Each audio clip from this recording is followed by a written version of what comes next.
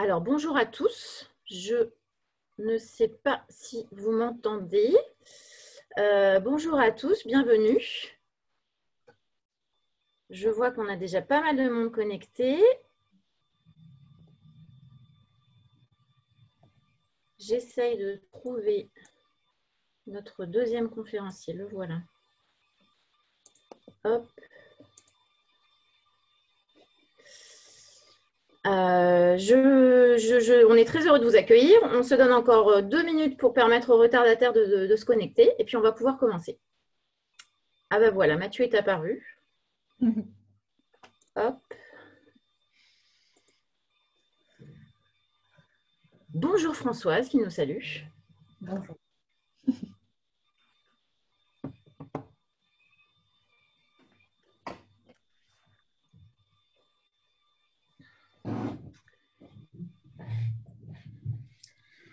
Hop, on a encore des invités qui se connectent. Il est 11h03. À 11h05, nous commençons. Vous avez le temps d'aller vous chercher un petit café ou un petit thé. Mais ce sera tout.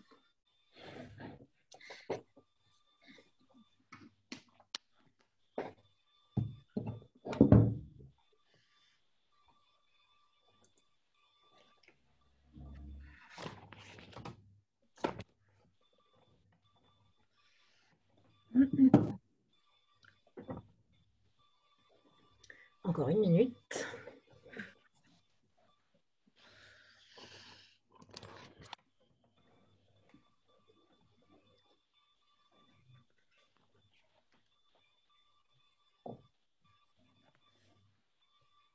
Donc, je pense que tout le monde voit bien le partage d'écran qui présente le nom des intervenants. Si ça n'est pas le cas, alors vous pouvez vous manifester dans les questions-réponses. Ça, nous saurons s'il y a un problème. Mais tout a l'air de fonctionner correctement. Allez, 11h05, nous allons être fidèles à ce que nous nous sommes dit et commencer ce webinaire. Donc, merci à toutes les personnes qui sont connectées. Nous sommes très heureux de vous accueillir. Donc, je me présente, moi je m'appelle Cécilia Krumenacker, je suis directrice marketing communication du groupe FED, qui est un cabinet de recrutement spécialisé. Le groupe FED est présent dans une quinzaine de villes en France, donc on couvre tout le territoire, et dans 4 pays étrangers qui sont la Suisse, la Côte d'Ivoire, l'Espagne et le Canada. Aujourd'hui, le groupe FED rassemble environ 360-370 collaborateurs. C'est pour cela que nous avons dû tout organiser pour tous ces collaborateurs dans le contexte inédit de confinement dans lequel nous nous sommes tous retrouvés. Et c'est pour cela qu'on a développé des tactiques, des techniques, qu'on a testé des choses qu'on n'aurait jamais pensé devoir tester, aussi rapidement en tout cas, et qu'on s'est dit qu'on en avait tiré beaucoup d'enseignements qui étaient intéressants, qui nous avaient surpris nous-mêmes, et que c'était l'occasion, comme le confinement est propice au partage des bonnes pratiques à distance, et que les gens ont un peu de temps pour ça, que c'était l'occasion de revenir sur ce qu'on avait mis en place et de partager notre expérience avec les gens que ça pouvait intéresser, et donc vous qui vous êtes connectés aujourd'hui. Voilà, donc comme vous l'avez compris, il y a un espace de questions-réponses qui s'appelle Q&R. Donc, si vous souhaitez poser des questions tout au long de ce webinaire, n'hésitez pas. Moi, je suis là uniquement pour animer, donc je pourrais prendre vos questions soit au fil de l'eau, soit à la fin, pour y répondre à la fin. Il y aura deux options en fonction de la nature de la question. Et puis, je vais passer la parole à nos deux intervenants très rapidement. Il y aura aussi 3 questions de sondage pour voir comment vous, auditeurs de ce webinaire, vous vous situez par rapport au sujet qu'on va couvrir aujourd'hui. Voilà, donc je vous présente avant toute chose nos 2 intervenants du jour. Donc Amandine Pellman. Bonjour Amandine.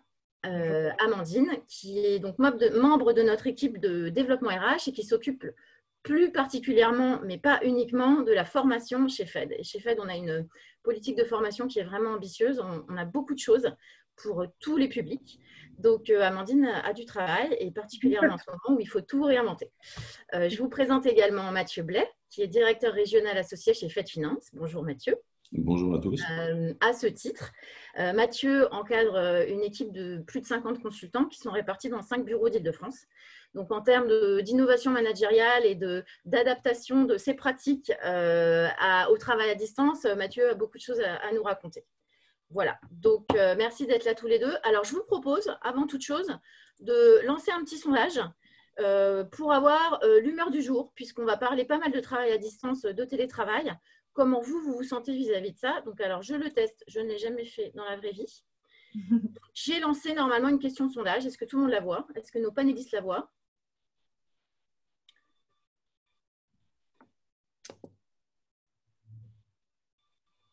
Oui. Alors, est-ce que ça fonctionne? Donc, la question était, commençons par une sorte d'humeur du jour à distance. Le télétravail, vous le vivez plutôt comment? Première option, j'en peux plus, sauvez-moi. Deuxième option, j'aime plutôt bien être chez moi, ça me va. Troisième option, mi-figue, mi-raisin, j'y vois des avantages, mais j'aimerais bien en faire. Alors, a priori, toutes les questions sont visibles en une fois. Je pensais que ça se ferait au fil de l'eau. Donc, si vous voulez répondre à toutes les questions, c'est le moment. Sinon, je relancerai le sondage par la suite, je pense. Donc, en attendant de partager avec vous le résultat des réponses, je vous propose de commencer la discussion avec Mathieu et Amandine. Donc, pour commencer, je vous propose un état des lieux de nous, chez GroupFed, quelle était notre situation eu égard au confinement qui nous est un petit peu tombé sur la tête, à savoir quelles étaient, selon Mathieu, selon Amandine, les difficultés et les atouts de leur organisation personnelle quand ils se sont retrouvés du jour au lendemain à travailler chez eux. Donc, Amandine, à toi la parole. Je dirais que pour le service RH et plus spécifiquement du coup pour la formation, la difficulté principale, ça a été la remise en question de notre plan de formation. Au moment de l'annonce de ce confinement, toutes nos formations, et ce sera encore le cas à terme, bien sûr, on va conserver ça. C'était des formations en présentiel. Et on n'avait pas, ça n'existait pas chez nous, en tout cas, les formations à distance et le e-learning. C'était un projet, mais en tout cas, ce n'était pas mis en place. Donc, on s'est retrouvé un peu le bec dans l'eau à l'annonce de ce confinement et l'impossibilité, du coup, de garder nos formations en présentiel. Donc, ça a été vraiment la difficulté. Et pour la contrer, finalement, on a fait l'état des lieux de nos forces. Et notre force, je dirais, principale, c'est que justement, beaucoup de nos formations se font en interne, que ce soit l'équipe RH et surtout grâce à nos mentors. Et finalement, donc on a la matière, on a les intervenants, on a les compétences qui sont en interne. Donc tout ce travail de fond, que ce soit de la construction à l'animation de les formations, on l'avait en interne. Donc ça a été notre force principale et c'est ce qui nous a permis de contrer cette difficulté en travaillant sur la forme. Voilà. Excusez-moi, j'avais coupé mon micro, il faut que je prenne le pli. Merci Amandine. Mathieu, toi, comment tu analyses la situation dans laquelle tu te trouvais quand on t'a dit demain toute ton équipe reste à la maison? Qu'est-ce qui était plutôt bien? Qu'est-ce qui était beaucoup plus compliqué? Alors, déjà, la première chose, c'est que pour moi, en effet, le télétravail était une grande première. Ça faisait déjà un certain temps qu'on le proposait à nos équipes et je m'étais toujours interdit de le faire, persuadé en effet que pour animer correctement une équipe, il fallait absolument pouvoir être en présentiel, les accompagner au quotidien, en physique. Et force est de constater que je me suis trompé, dans la mesure où, en effet, c'est tout à fait faisable de le faire. C'est pas forcément plus facile. Mais en tout cas, il n'y a rien d'impossible à pouvoir accompagner une équipe en étant à distance. L'avantage qu'on avait aussi justement chez FED, c'est que, compte tenu du fait que nos collaborateurs avaient accès au télétravail depuis déjà un certain temps, FED avait mis en place tous les outils nécessaires à faciliter justement cette période de télétravail. Notamment, tous les collaborateurs ont une tablette, ont un téléphone portable, ont l'accès à l'ensemble de nos outils, comme notre base de données, comme les job boards, comme les logiciels pour pouvoir notamment saisir l'ensemble de nos comptes rendus d'entretien candidats. Donc, c'est vrai qu'on avait en tout cas à notre disposition tout le matériel nécessaire, une certaine habitude pour certains en tout cas, de se lancer dans cette nouvelle aventure. Donc, au final, ça s'est plutôt bien passé puisque on a réussi à mettre en place un certain nombre de choses et puis continuer en tout cas à accompagner les équipes avec mes différents managers sur sur cette période un peu particulière. Ok, merci Mathieu. Alors, je vais répondre, je vais proposer à Amandine de Excuse-moi, répondre. Cécilia, il y a aussi un élément qui est important et que je n'ai pas précisé. C'est vrai qu'on a aussi, depuis un peu moins d'un an, mis en place un réseau social professionnel qui s'appelle Workplace et qui nous permet en effet de communiquer très facilement, aussi bien de manière descendante que de manière ascendante, et ce qui permet vraiment à l'ensemble des collaborateurs, en effet, de continuer à garder le lien et dans une vraie dynamique, en effet, de travailler presque normalement. Merci Mathieu. J'en profite parce que ça me donne une transition idéale pour vous communiquer le résultat de la première question du sondage. Donc, comment vous vous sentez en télétravail? Donc, personne n'a répondu « j'en peux plus, sauvez-moi ». Donc, tout le monde a l'air d'y trouver quand même des intérêts. On a 58% de « j'aime plutôt bien être chez moi, ça me va ». Donc, c'est bien, puisque dans notre entreprise où on défend beaucoup l'optimisme de se rendre compte que les gens le vivent bien, ça fait plaisir, parce que c'est au départ subi, donc ça prouve que les gens s'adaptent. Et 42 raisons de mi-figue, mi-raisin, j'y vois des avantages, mais j'aimerais bien en faire un peu moins. Là, je vous avoue que moi, je me place plutôt dans cette catégorie-là. C'est sympa de travailler de chez soi, et je le faisais, contrairement à Mathieu, je le faisais déjà pas mal avant. Mais j'aimerais bien revoir mes collègues derrière l'os de temps en temps, et je serais contente de retourner un petit peu au bureau. Donc voilà pour la première question du sondage. On a eu une question, alors c'est pour Amandine. Amandine, tu as parlé des mentors, du fait que les formations chez nous, ça n'avait pas été trop compliqué de tout réinternaliser et de s'adapter parce que notamment on avait des mentors qui prenaient en charge les formations. Qu'est-ce que les mentors? Alors, les mentors, en fait, c'est une équipe j'ai envie de les appeler des facilitateurs au-delà de formateurs. En fait, ce sont des consultants seniors ou des senior managers, des managers de toutes les marques et finalement qui viennent un peu de toute la France et qui accordent de leur temps pour accompagner et pour former nos collaborateurs. Donc, ce sont des personnes qui sont sur le terrain, qui sont toujours 100% sur leur travail et qui accordent environ, je dirais, ils font environ 8 jours de formation à peu près à l'année environ sur tous nos types de formations commerciales, tous nos types de formations qu'on adresse à nos consultants. Donc, avec, en général, ils sont deux. En général, non, on a deux personnes qui animent et qui facilitent et qui animent les formations face à peu près des groupes de 6-7 consultants.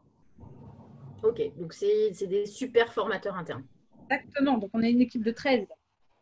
On est une équipe de 13 aujourd'hui. Voilà, avec... Merci. Alors, du coup, question suivante que je vais vous poser. Pour vous, respectivement, quels ont été les enjeux principaux du management à distance pour Mathieu, de la formation à distance pour Amandine? C'est-à-dire, comme nous tous, vous avez dû vous asseoir et vous dire, OK, maintenant, il va falloir que je réinvente ma manière de travailler, mais dans quels objectifs principaux dans cette situation inédite? Donc, Amandine. Je vais prendre la main. Je dirais qu'il y a eu déjà un enjeu qui était global. Et je pense que Mathieu sera d'accord avec moi. En fait, on avait un enjeu qui était comment on peut garder le lien entre nos équipes. Et finalement, ça ne pouvait pas reposer que sur le marketing, que sur la RH ou que sur les managers. On devait vraiment rassembler nos forces tous pour aller vers cet enjeu commun qui était de garder le lien. Alors, bien évidemment, ça s'est déployé avec des enjeux qui sont propres à chacun, avec notamment chez nous, à la formation et au RH, ça a été déjà de pérenniser notre parcours de formation. C'est aujourd'hui notre parcours de formation, et tu l'as dit, Cécilia, au tout début, on est très ambitieux et surtout, c'est très important. On a un parcours de formation qui est vraiment au cœur de notre organisation. Et je dirais que c'était notamment aussi important pour toutes les personnes, les nouveaux collaborateurs qui nous ont rejoints très récemment. Faut s'imaginer arriver et puis au bout de quelques semaines et pour certains même une seule semaine, bam, on arrive en confinement. Donc, il fallait vraiment que ces nouveaux collaborateurs ne prennent pas de retard et surtout se sentent quand même un minimum outillés et en tout cas autant que faire se peut pour aujourd'hui avoir leur rôle de consultant et se sentir à l'aise et en confiance pour le faire. Et c'était aussi, le deuxième enjeu, c'était de préparer la suite, puisque on va sortir de ce confinement, rassurons-nous. On ne va pas rester ad vitam aeternam dans ce confinement. Donc, c'était se dire comment on accompagne aujourd'hui nos collaborateurs. Donc, c'est accompagner nos collaborateurs pour qu'ils aient tous les outils et surtout qu'ils aient confiance. Confiance en eux, confiance dans leurs compétences et surtout confiance dans l'avenir. C'était de leur dire, et moi, je vais vraiment reprendre là une phrase d'Élodie Châtelard, qui est justement une de nos mentors et qui dit en formation, et j'aime beaucoup cette phrase, c'est aujourd'hui vous plantez les graines qui vont germer demain. C'est exactement aussi l'enjeu qu'on avait aujourd'hui, c'était pour préparer la suite. Et comme tu l'as dit tout à l'heure, Cécilia, cette situation qui est particulière peut aussi être source d'opportunités. Et c'était de leur dire, saisissez cette opportunité pour vraiment préparer demain. Et il y a des opportunités, il n'y a pas que du négatif à ce confinement. Donc, allons-y, travaillons aujourd'hui pour que demain, lorsqu'on sortira du confinement, on soit beaucoup plus à l'aise et qu'on soit confiant. Voilà, ça a été vraiment nos enjeux, je dirais, pour justement atteindre cet enjeu global. Merci Amandine. Mathieu, toi, tes objectifs principaux dans ce contexte? En fait, il y a eu en effet deux enjeux majeurs. Le premier enjeu, ça a été de rassurer les équipes. C'est vrai que ce confinement s'est fait de manière assez brutale. On ne s'attendait pas en effet à ce que ça arrive aussi rapidement, même si on voyait l'actualité et qu'on pouvait en tout cas s'imaginer que ça allait arriver. Donc la première chose, en effet, a été de les rassurer sur cette capacité, justement, sur leur capacité en tout cas à gérer ce défi, à gérer cette période, et puis pas forcément être en mesure, en tout cas, voilà, de leur donner un maximum d'éléments qui allaient pouvoir leur permettre de pleinement continuer à remplir leur mission vis-à-vis de leurs clients, vis-à-vis de leurs candidats. Le deuxième enjeu a été de maintenir les équipes mobilisées. C'est vrai que si on a fait le choix justement chez FED de permettre à l'ensemble des collaborateurs d'être en télétravail, on devait pouvoir en tout cas en tirer une valeur ajoutée, faire en sorte justement que les équipes y voient aussi leur propre intérêt de s'adapter, de se réinventer, comme tu disais justement tout à l'heure, Cécilia. Et c'est vrai que ça a été important pour nous, en effet, de donner un maximum de sens à leurs actions. Alors, c'est sûr que les résultats immédiats sont parfois difficiles, en tout cas, à mesurer. Un certain nombre de nos clients, en effet, ont mis en stand-by leur recrutement. Certains de nos candidats n'étaient pas forcément disponibles en cette période pour pouvoir répondre à nos sollicitations et s'inscrire dans une démarche, en effet, de recherche d'emploi. Donc, on a vraiment essayé de focaliser plutôt sur les moyens, plutôt sur un objectif à long terme, de telle manière à ce que, en effet, on puisse oublier le fait qu'on n'aura pas forcément de résultats immédiats par rapport à ces différentes actions. Ça rejoint exactement ce que tu disais, Amandine, en effet, sur la nécessité aujourd'hui de planter des graines de telle manière à pouvoir, en effet, laisser le temps pour pouvoir obtenir ces résultats. Donc, c'est vrai que ça a été important de se refocaliser sur une dimension qualitative, sur prendre le temps d'analyser ce qu'on faisait bien, continuer à regarder en effet les éléments sur lesquels on pouvait encore progresser et puis permettre à chacun de ses collaborateurs en effet d'avancer dans cette période un peu confuse tout en gardant en effet l'objectif final qui est de satisfaire l'ensemble de nos interlocuteurs. Ok, merci. Donc, ce que je vois de commun entre ce que vous nous dites tous les deux, c'est quand même qu'il y avait vraiment une dimension psychologique, alors c'est un grand mot, mais importante dans votre démarche, c'est-à-dire il faut qu'on s'occupe des personnes qu'il y a autour de nous. Alors toi, Amandine, tout à l'heure, tu parlais de l'onboarding, donc des gens qui viennent d'arriver parce que eux, très concrètement, ils peuvent être un peu paumés et on se met à leur place. Moi, je n'aurais pas aimé arriver dans un nouveau job dans ces conditions-là. Et puis aussi, s'occuper des gens qui sont là peut-être depuis un peu plus longtemps, mais se dire c'est le moment de remettre au clair la vision de l'entreprise, ce qu'on comprend de notre mission, ce qu'on comprend de la qualité de notre service, comment on peut l'améliorer et comment on peut faire en sorte que pour demain, quand tout ira mieux, parce qu'on est sûr que tout va aller mieux bientôt, on soit au taquet pour reprendre un contact plus direct avec nos candidats, nos clients, nos fournisseurs, enfin tous nos interlocuteurs et que ça se passe bien. Donc, merci pour ce souci que vous avez pour les équipes parce que je pense que c'est important. Alors, on va parler du concret maintenant. Qu'est-ce que vous avez mis en place pour atteindre cet objectif que vous venez de nous énoncer? Alors, Amandine. Eh bien, je dirais que dans un premier temps et de façon assez globale, ça a été les cafés au hasard. Alors, les cafés au hasard, c'est le concept, c'est pour tous nos collaborateurs francophones. Donc, ça pouvait très bien concerner donc, la France, bien entendu, mais nos collaborateurs canadiens, de Côte d'Ivoire, de Suisse. Le but, c'était de tirer un peu au sort et au hasard 5 personnes. Et ces 5 personnes-là, on leur fournissait donc un menu avec des exemples de questions. Parce que quand on est 5 personnes et qu'on se connaît ni d'Adam ni d'Ève, même si on travaille tous dans la même structure, c'est un peu compliqué de lancer la conversation. Donc voilà, au menu des questions qui portent sur finalement comment on vit la situation aussi actuellement, de trouver un point positif, ce genre de choses. Et donc, ça s'organisait donc soit le matin ou soit le soir pour prendre en compte aussi ces questions de décalage horaire, notamment avec le Canada. Et le but, c'était vraiment d'offrir l'occasion à nos collaborateurs de connaître des collègues qu'on n'a pas l'habitude ou qu'on voit presque jamais ou jamais d'ailleurs. Et donc, du coup, de créer du lien, de commencer à créer du lien entre eux. Finalement, ce que tu disais tout à l'heure, Cécilia, c'est que c'est aussi ce confinement qui nous a permis de mettre ça en place et de faire en sorte que des collaborateurs qui ne se connaissent pas, justement, apprennent à se connaître par ce biais-là. Et on l'a aussi décliné sous le café des managers.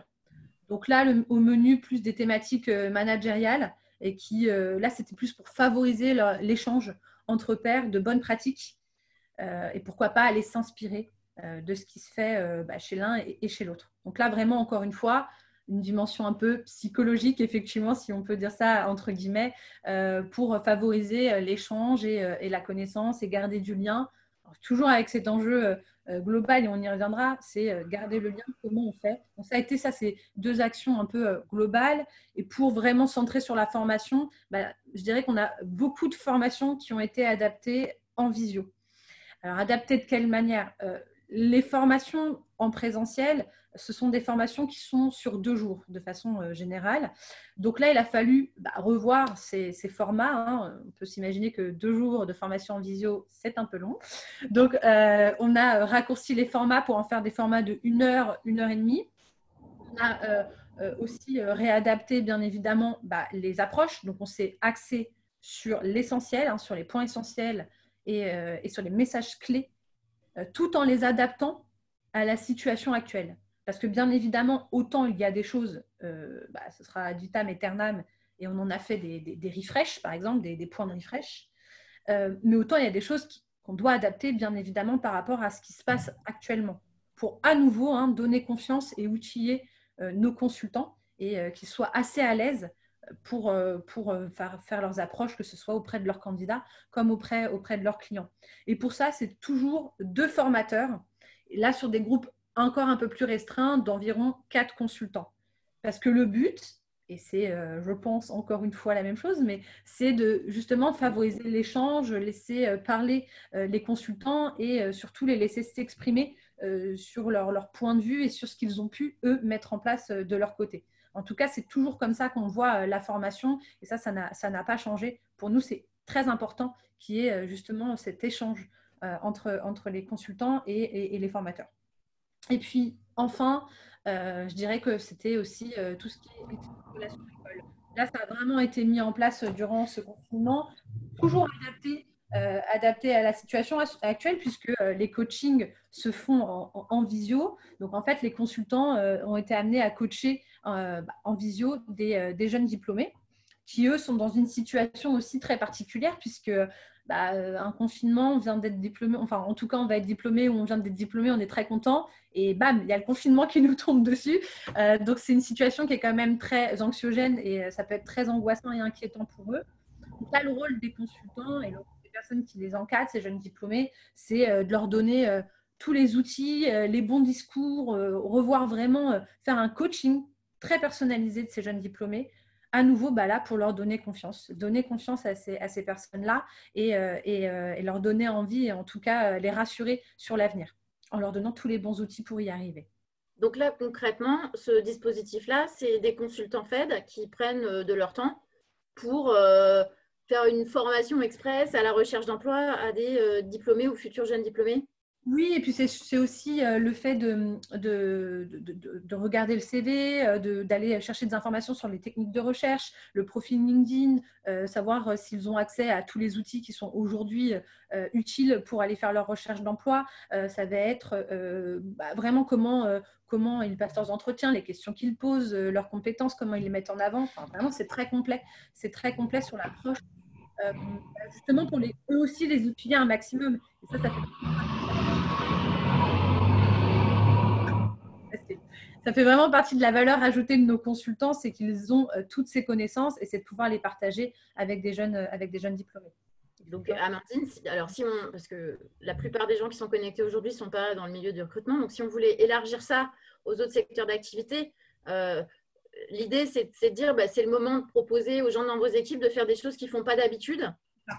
Et comme ça s'est fait dans pas mal d'entreprises d'ailleurs, de se dire c'est le moment de faire des choses de manière peut-être un peu plus désintéressée, de prendre du temps pour sortir de son périmètre habituel et s'ouvrir à d'autres missions qui peuvent rendre service aux gens, parce que les gens ont pas mal besoin en ce moment d'optimisme et qu'on dégage un peu leur horizon.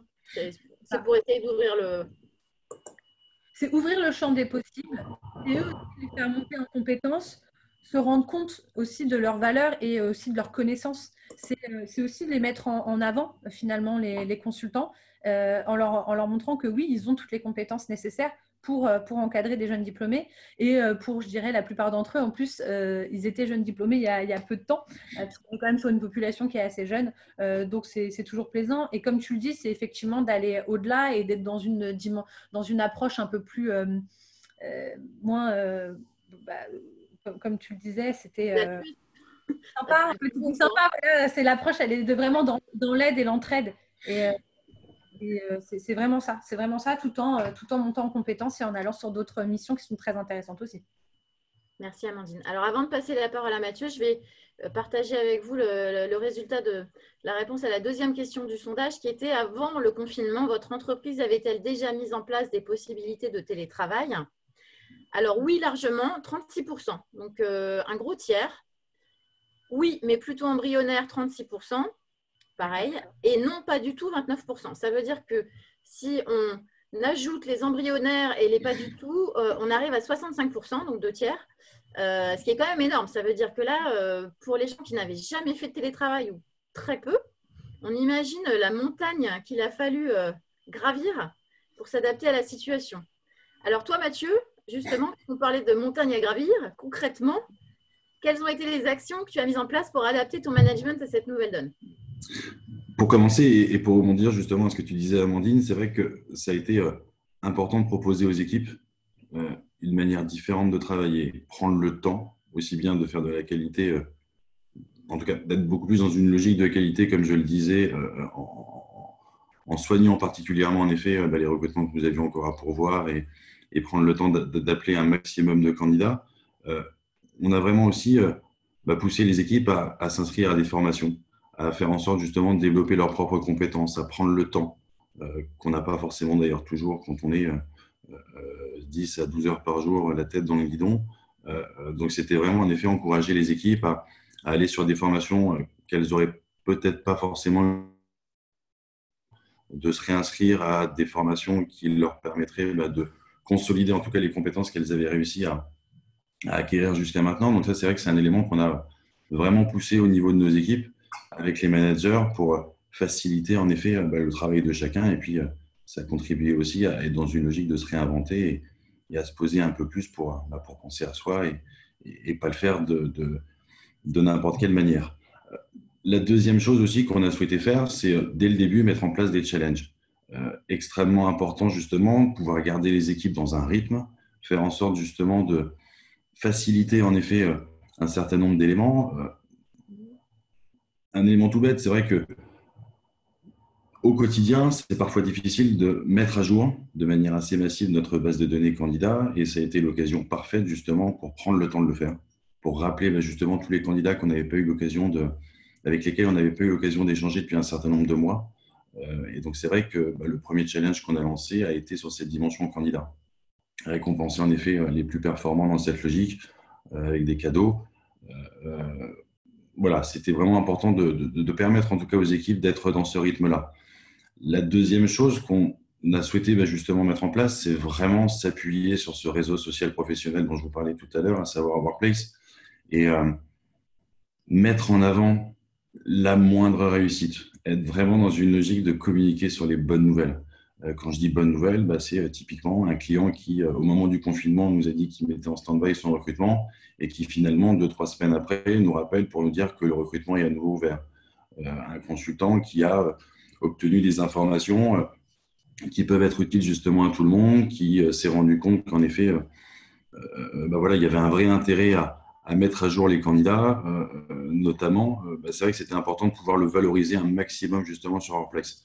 Je me suis découvert d'ailleurs une certaine compétence, j'espère, mais en tout cas, j'ai pris un vrai plaisir à communiquer de cette manière-là sur ce logiciel.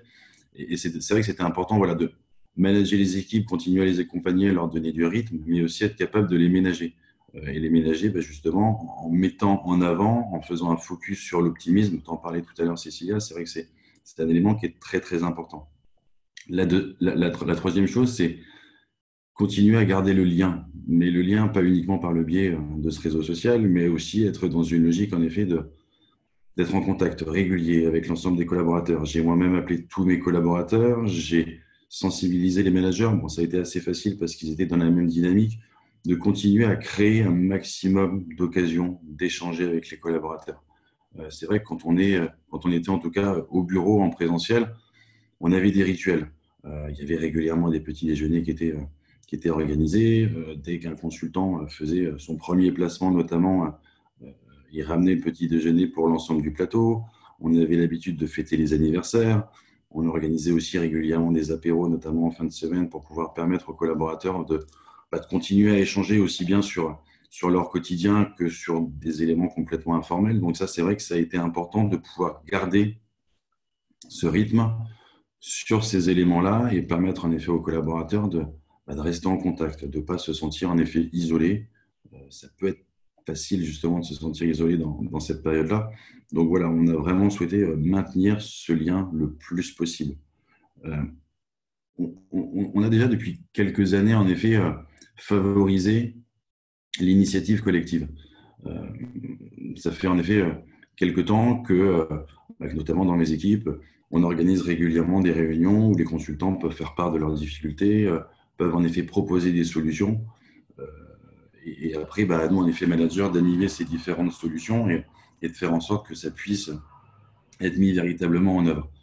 J'ai quelques exemples par rapport à ça. J'ai notamment une de mes équipes qui a pris l'initiative de mettre en place un argumentaire pour pouvoir en effet échanger plus facilement avec nos clients, nos prospects, nos candidats également, de telle manière à permettre aux juniors, aux consultants qui sont arrivés récemment et qui n'ont pas forcément en effet toute cette connaissance et cette capacité en effet à créer du lien dans une situation qui est un peu difficile. Ils ont pu mettre en place justement un argumentaire qui a été ensuite repris par l'ensemble du groupe. Donc ça, c'était des éléments qui étaient extrêmement importants. On a également un bureau, le bureau de Lille en l'occurrence, qui a proposé une excellente idée justement pour pouvoir aider encore ces nouveaux collaborateurs. C'est faire connaissance par le biais de petites vidéos d'1 à 2 minutes, de telle manière à se présenter de manière un peu décalée et puis à permettre de continuer à créer du lien, de se faire connaître. Et ça, c'est vrai que ça a été repris également par de nombreux bureaux chez FED. Donc, c'est tous ces petits éléments, en effet, qu'on a réussi à mettre en place qui ont permis, en effet, de garder les équipes mobilisées, de continuer à leur donner du sens, de continuer à les aider, en tout cas, à être toujours dans une dynamique équipe et surtout pas, en effet, mal vivre en effet cette situation qui peut être en effet assez anxiogène dans certains moments. Donc voilà, donc on a vraiment essayé de créer tout ça. Donc les challenges, les bonnes nouvelles, focus sur l'optimisme, je pense que c'est vraiment un élément qui a été extrêmement important. Et puis continuer à alimenter en effet cette prise d'initiative collective au sein des équipes. Il n'y a pas de mauvaise idée, surtout pas dans ces moments-là. Il faut vraiment en effet être très ouvert à toutes les propositions qui peuvent être faites. Et c'est ce qui permet aussi de valoriser les collaborateurs, de faire en sorte justement de créer une nouvelle façon de travailler et puis surtout ne pas se mettre de barrières. Enfin, je pense que si on avait commencé à s'en mettre dès le début du confinement, on ne serait peut-être pas là aujourd'hui pour vous en parler avec autant de facilité. Donc, alors, tu n'as pas utilisé le mot, mais c'est ce que je comprends, c'est que vous avez beaucoup encouragé dans les équipes de consultants la co-construction. Hein, c'est un peu Clairement. Ah oui, non, mais c'est exactement ça. Qu'est-ce que vous proposez en fait pour bien vivre la situation et pour mieux, pour tirer le meilleur parti plutôt que de subir, de comment c'est l'occasion, prenez la parole, dites ce que vous avez envie de faire, comment vous voyez les choses, et puis construisez des outils ensemble. Enfin, pour moi, ça, c'est vraiment super. Ouais, c'est exactement ça. Il n'y a pas de bonne ou de mauvaise idée. L'idée, c'est en effet de ne pas avoir peur d'en faire part. Et puis après, ceux qui voient véritablement un intérêt les appliqueront. Et ceux qui, en effet, n'ont pas forcément besoin de ces éléments-là, libre à eux, en tout cas, de continuer à avancer à partir du moment où ils se sentent à l'aise dans leur manière de travailler. Mais c'est vrai que c'était en effet important de pouvoir continuer à favoriser ces éléments-là et favoriser cette co-construction, cette prise d'initiative de l'ensemble des collaborateurs et pas uniquement de la direction. En fait, c'est toujours dans cette logique de s'inspirer les uns les autres et de continuer à être dans l'action. C'est le pire qu'on aurait pu faire, c'est rester là à attendre que la tornade passe.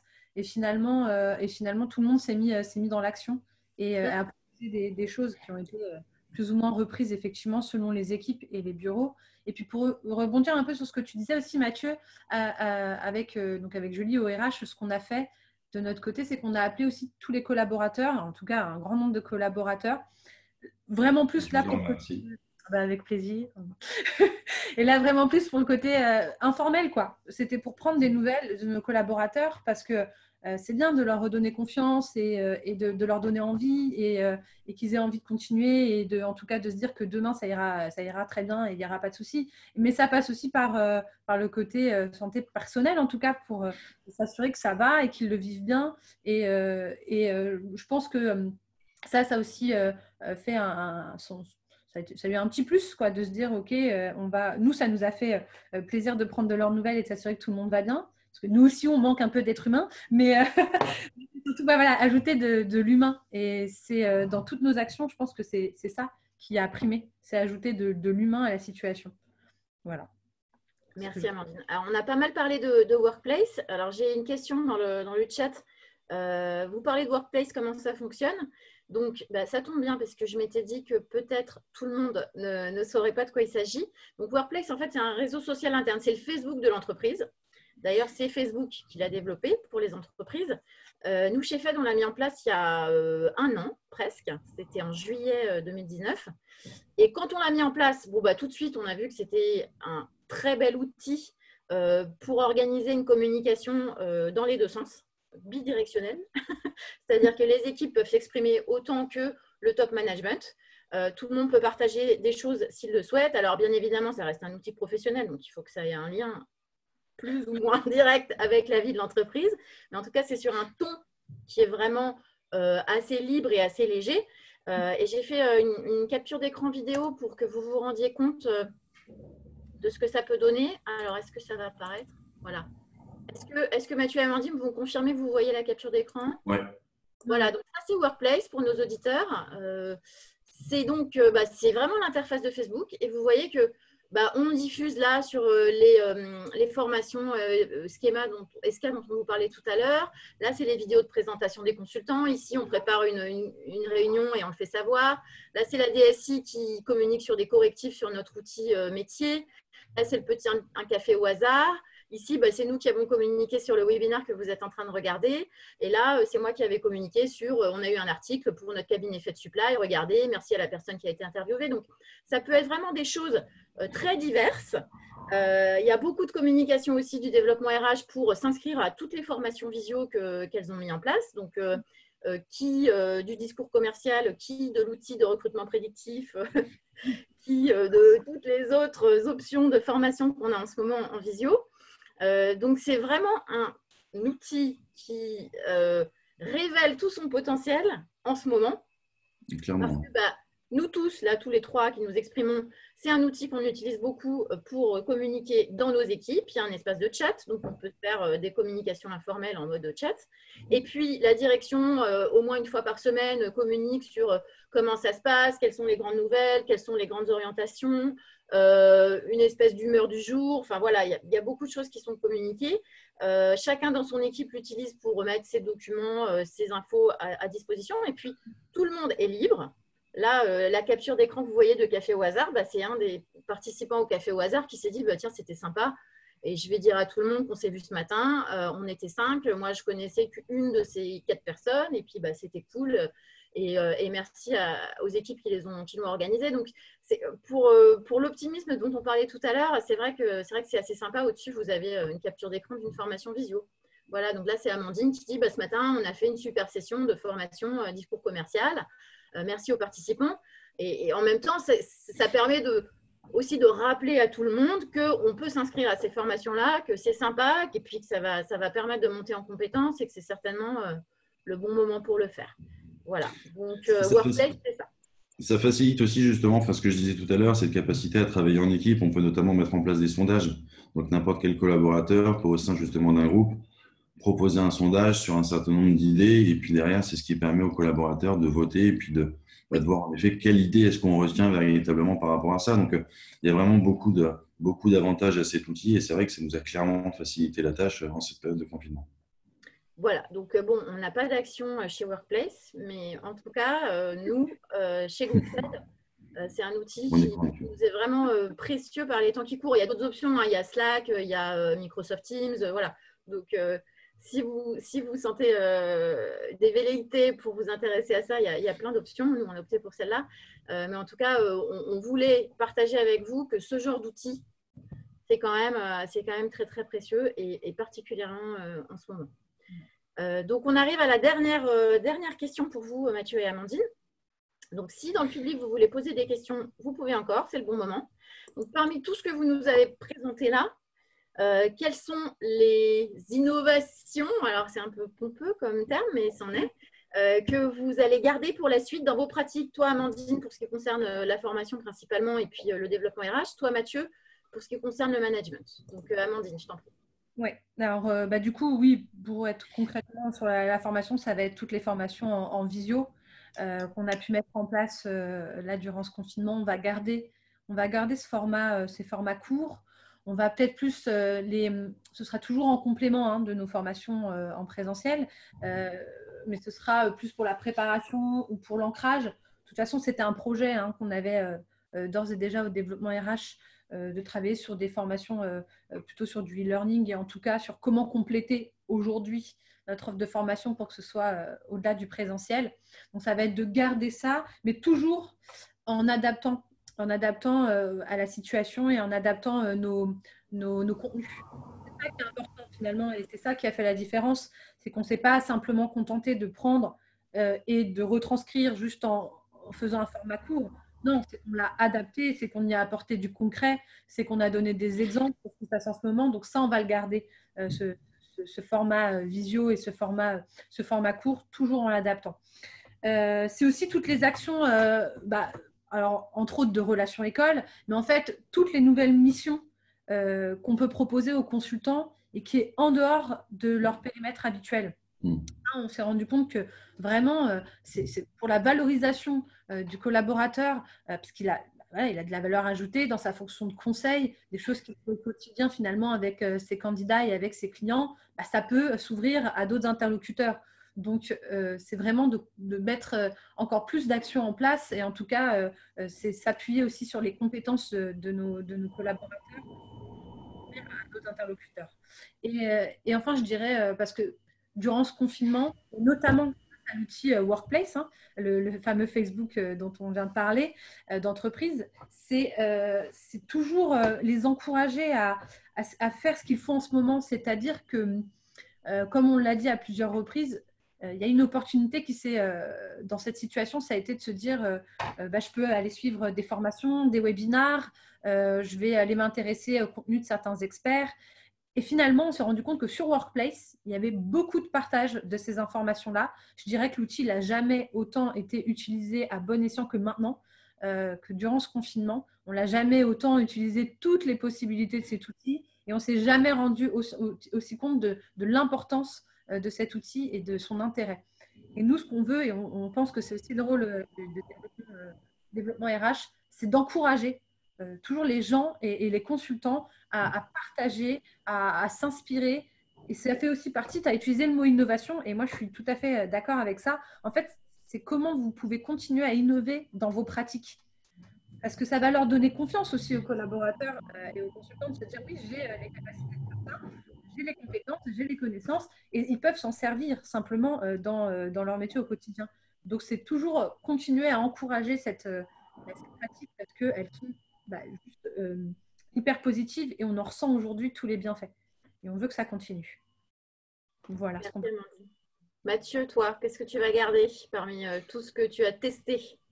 Je vais garder en effet aussi ce que tu disais, Amandine, à l'instant. C'est vrai que dans notre quotidien, on n'est pas forcément toujours capable ou en tout cas en mesure de prendre le temps pour assister à des conférences, pour s'ouvrir en tout cas un peu plus à notre environnement extérieur. On est vraiment exclusivement focus en effet sur nos recrutements, sur nos candidats, sur cette capacité à accompagner, à conseiller nos interlocuteurs. Donc, ça, c'est vrai que je vais vraiment, en tout cas, les encourager à s'ouvrir en effet un peu plus, comme ils ont été capables de le faire finalement ces dernières semaines.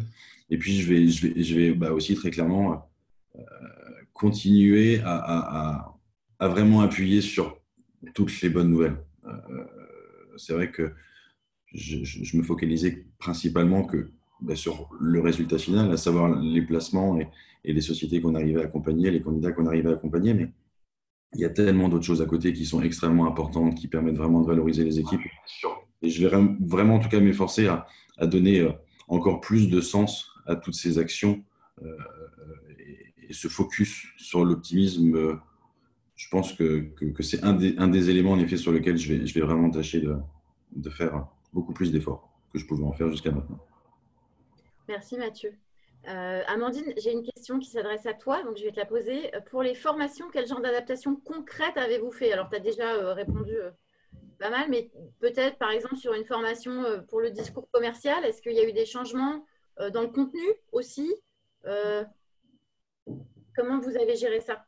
Oui, en fait, finalement, ça a été un mélange de refresh pour certains et puis un mélange aussi de nouvelles choses. En fait, on a adapté le contenu, comme je disais, à la situation, beaucoup plus dans le concret. Parce que finalement, notre formation en discours commercial, elle repose sur des méthodes, elle repose sur des choses qui sont claires et évidentes ad vitam aeternam.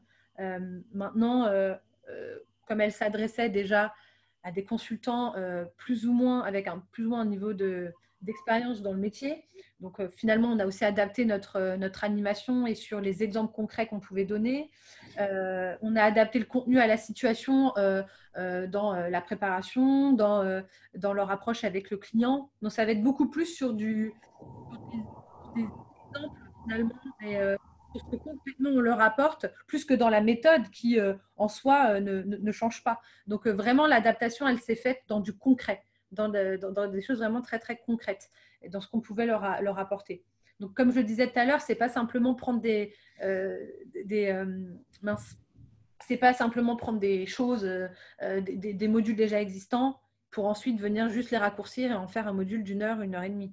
C'est vraiment venir apporter des points essentiels, reprendre chaque message clé et l'adapter à ce qui se passe en ce moment. Merci, Amandine. Alors, avant de conclure, donc, si vous voulez poser une question, c'est encore le moment. Je vais vous communiquer les réponses à la dernière question du sondage qui était parmi les actions décrites. Qu'envisageriez-vous de mettre en place dans votre entreprise? Donc là, on pouvait donner plusieurs réponses. Donc, alors, ce qui a recueilli le moins de suffrages, c'est la vidéo individuelle pour que les gens se connaissent mieux. Donc, écoutez, c'est dommage parce qu'on a quand même des petites perles. Il y a des gens qui se révèlent créatifs. C'est quand même assez sympa, et sur le fond et sur la forme. Donc, bon, ça n'a pas eu un succès fou. Le plus gros succès, c'est adapter les formations à la visio, à la fois au niveau du contenu et de la durée. Ça, il y a 64% des spectateurs qui envisagent de le faire. Les cafés au hasard, 29%, donc presque 1 sur 3. Les cafés managers, 21%. Et puis, le réseau social interne, quand même 36%, donc plus d'un tiers des gens. Donc ça, c'est vrai que c'est un peu moins facile à mettre en place du jour au lendemain. Nous, ça a été chez nous un projet, mais c'est quelques semaines. Hein. Si c'est bien mené, on a été accompagnés pour le faire. Il faut faire un petit groupe de travail et en quelques semaines, pour ceux que ça intéresse, vous pouvez y arriver. Donc, ce ne sera pas la semaine prochaine, mais si vous voulez avoir un réseau social interne pour cet été, ça fait partie des choses que vous pouvez envisager. Voilà, ça c'était mon partage d'expérience. On n'a pas de nouvelles questions. Donc, j'espère qu'on a répondu en tout cas à toutes celles qui nous avaient été soumises au fil de l'eau. Si toutefois vous en aviez d'autres, bien évidemment, j'essaye de faire défiler. Voilà, vous pouvez nous contacter, donc soit Amandine, soit Mathieu. Leurs coordonnées sont à l'écran. Donc, si vous voulez faire une capture d'écran ou les recopier rapidement, c'est le bon moment. N'hésitez pas à prendre contact avec eux pour recueillir encore un peu plus de leur expérience. Ça nous a fait très plaisir d'être avec vous aujourd'hui. On avait prévu d'y passer entre 3/4 d'heure et 55 minutes, donc on est complètement dans les clous. Merci à toutes les personnes qui se sont connectées. Prenez tous bien soin de vous. Merci à nos panélistes, comme on dit chez Zoom, Amandine et Mathieu. Et écoutez, à très bientôt. À bientôt. Une bonne fin de journée à tous. Passez une bonne journée. Au revoir. Au revoir.